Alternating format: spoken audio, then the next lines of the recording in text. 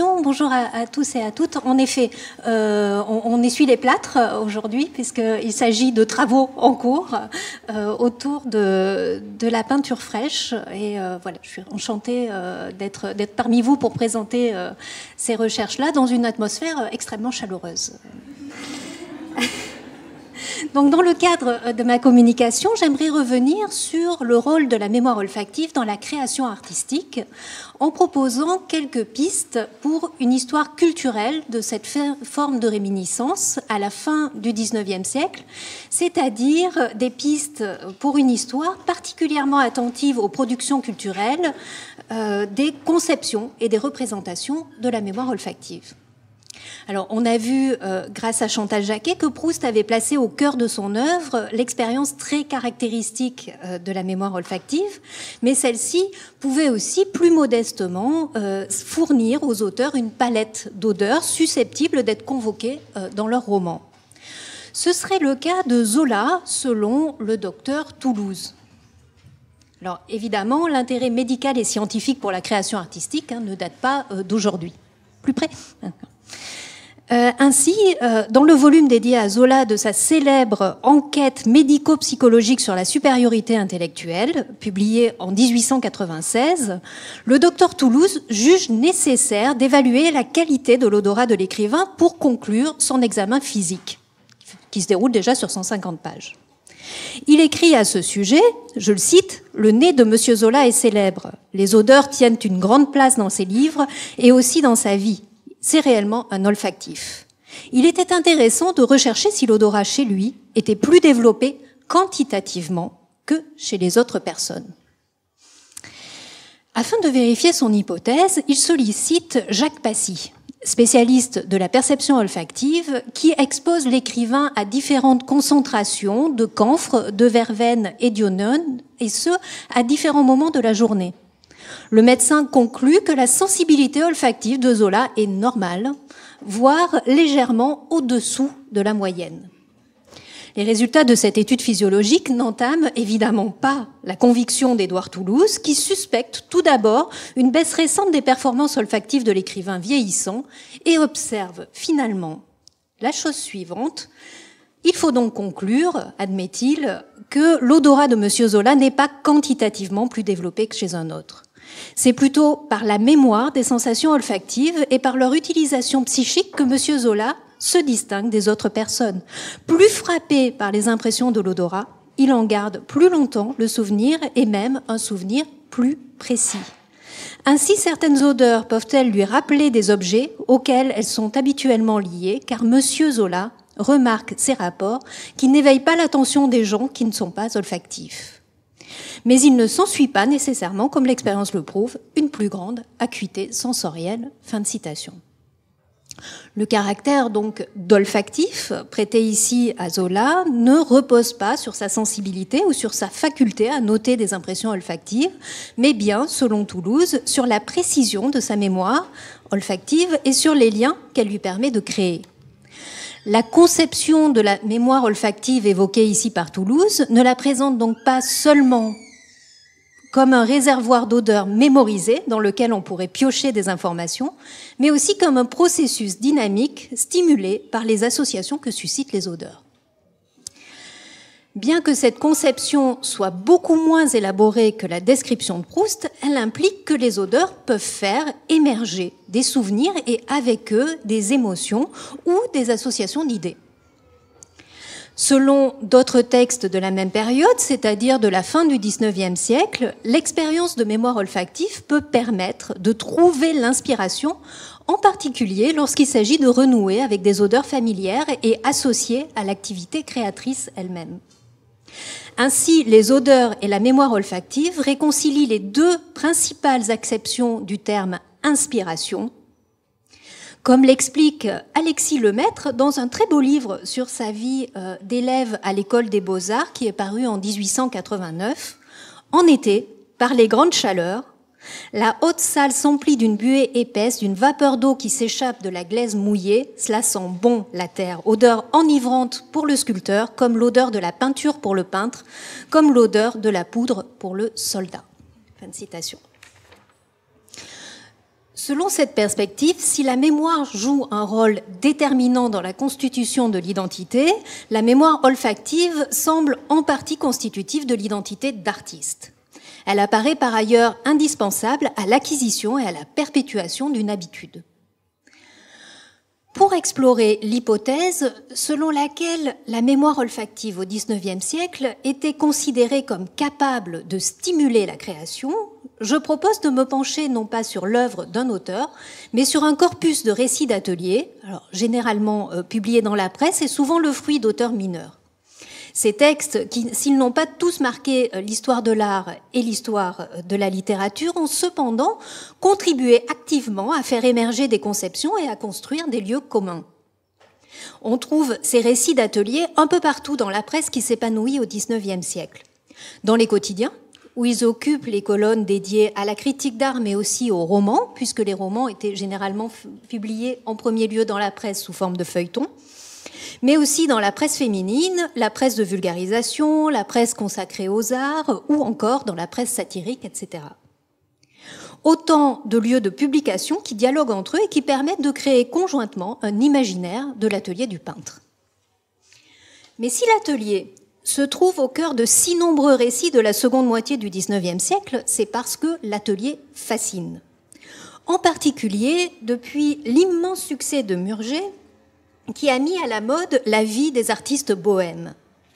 Les textes littéraires, depuis les pièces de théâtre ou opéra, on voit ici la Bohème de Puccini, qui est bien célèbre, se succèdent, mettant en scène l'atelier et sont même suivis de près par des reportages photographiques, comme la célèbre série des artistes chez eux. Dans ces récits d'atelier, donc, il est très très souvent question de l'odeur caractéristique qui règne dans ces espaces.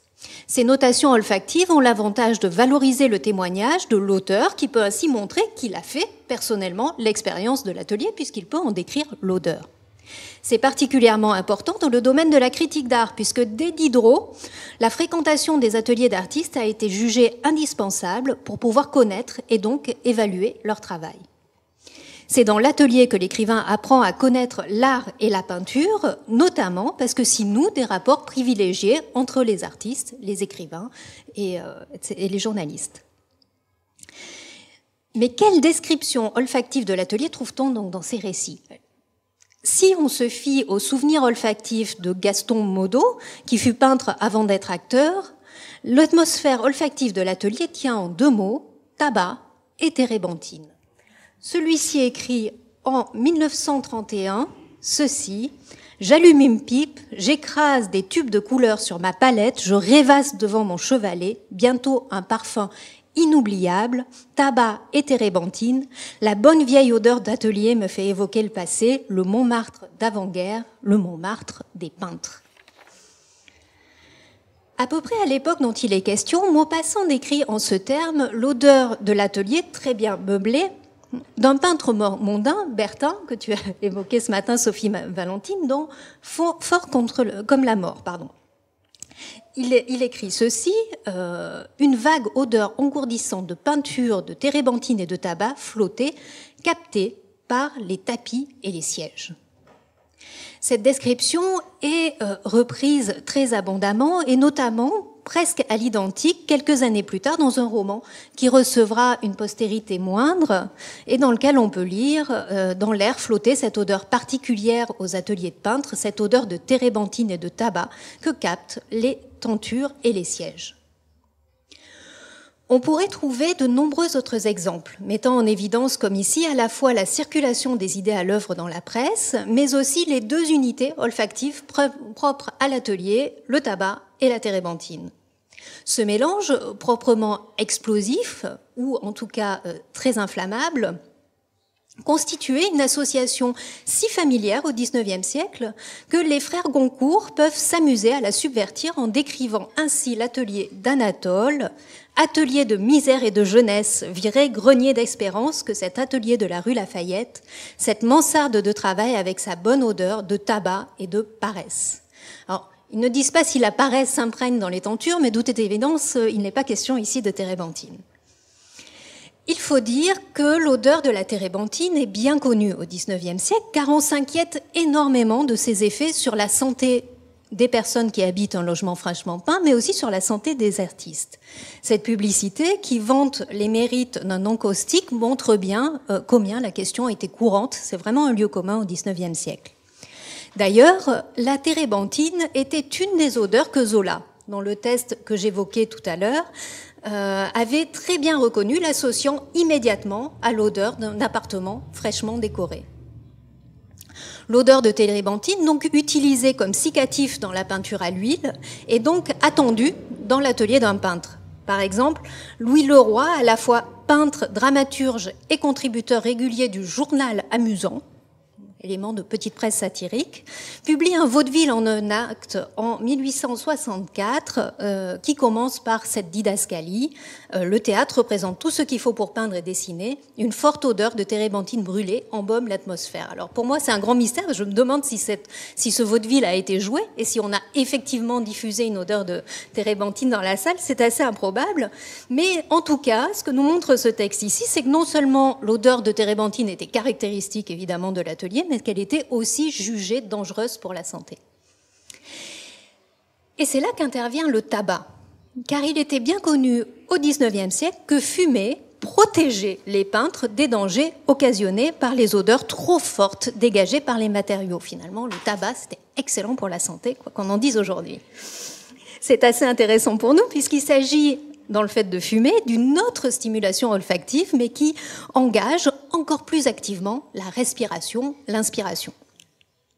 Moins attentifs que nous au rapport entre olfaction et création, les auteurs du XIXe siècle précisaient l'usage du tabac non seulement pour donner une idée plus claire de l'atmosphère olfactive qui règne dans l'atelier, mais aussi pour son caractère de marqueur social.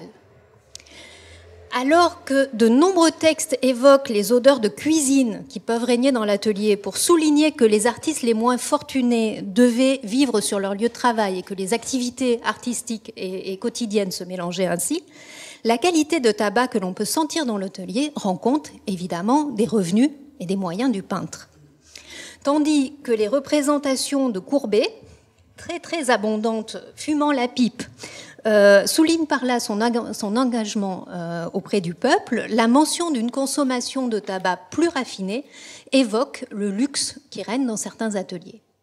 Toujours au sujet de Maupassant, on peut lire ainsi dans un autre récit rétrospectif de l'entre-deux-guerres, quand Maupassant voulait nous introduire chez un de ces privilégiés à qui tout sourit dans le monde, la gloire, l'amour, la fortune, il nous conduisait dans l'atelier de son ami Gervex, parfumé à l'odeur de la peinture, de la térébenthine et du tabac d'Orient, qui faisait un bouquet si plaisant à notre odorat. Évoquant également une époque révolue, un article de l'entre-deux-guerres consacré à l'atelier s'achève ainsi. Madame Rose vint ouvrir les fenêtres, mais demain matin, le premier élève reconnaîtra, plus indispensable que chevalet et pinceau, l'odeur féconde des cigarettes blondes, des blouses parfumées et de la térébenthine. En ajoutant le parfum au duo olfactif tabac et térébenthine, et en évoquant ce nouveau mélange en termes de fécondité, cette odeur rappelle un autre lieu commun des récits d'atelier qui s'instaure au XIXe siècle, la dimension érotique que confère la présence des modèles et de leurs parfums naturels ou artificiels. Loin de partager cet avis, selon lequel ce mélange olfactif est aussi nécessaire aux peintres que ses outils, Paterne-Berrichon, un poète que la postérité a surtout reconnu parce qu'il était le beau-frère de Rimbaud, souligne au contraire l'indifférence du peintre dans la dernière strophe d'un de ses poèmes dédié à un modèle. Dans les récits d'atelier, la présence olfactive des modèles, qui étaient très souvent des femmes, semble en effet plus souvent affecter les auteurs présents dans l'atelier que les peintres eux-mêmes. On doit cependant noter que si la présence des modèles est synonyme presque toujours d'odeur corporelle, c'est certes en raison de leur nudité, mais surtout parce que les ateliers étaient constamment surchauffés afin que celles-ci ne prennent pas froid. Et c'est la raison pour laquelle il était très célèbre au XIXe siècle que l'atelier était une pièce dont on n'ouvrait jamais les fenêtres. L'attachement à l'odeur de l'atelier est souvent évoqué à leur sujet, comme dans le journal Comédia, par exemple, où l'auteur ici explique que ça fait partie de leur métier et que les modèles adorent l'odeur de la peinture, ou bien dans ce journal dont on peut lire au sujet des ateliers, c'est alors que l'atelier avait ses fanatiques. On écoutait l'histoire de modèles qu'un mariage ou une liaison avait enrichi et qui, ne pouvant se passer de l'odeur des couleurs, revenaient en amateurs et en amis dans ces milieux dont elles avaient conservé la nostalgie. Si tous ces textes nous donnent accès à un imaginaire olfactif de l'atelier au XIXe siècle, ils ne nous apprennent évidemment pas grand-chose sur ce que ces ateliers sentaient véritablement. En effet, quoi qu'en disent les essayistes, se pencher sur les pratiques picturales de l'époque amène à invalider l'hypothèse qu'il y avait une odeur constante dans l'atelier et qu'on pouvait parler d'une odeur générique de l'atelier. Car même si l'odeur de térébenthine et de tabac avait tout imprégné, perdure toujours, elle aussi, l'odeur de tabac et de térébenthine ayant tout imprégné perdure, elle entre souvent en concurrence avec d'autres odeurs, parfois plus délicates, mais qui correspondent à des étapes différentes du moment de la création, comme l'huile de lin ou de liette, qui est constamment présente dans la peinture, mais aussi comme l'odeur de la colle de peau. Fabriquée à partir de peau de lapin, donc un peu quand même odorante, mais assez légèrement.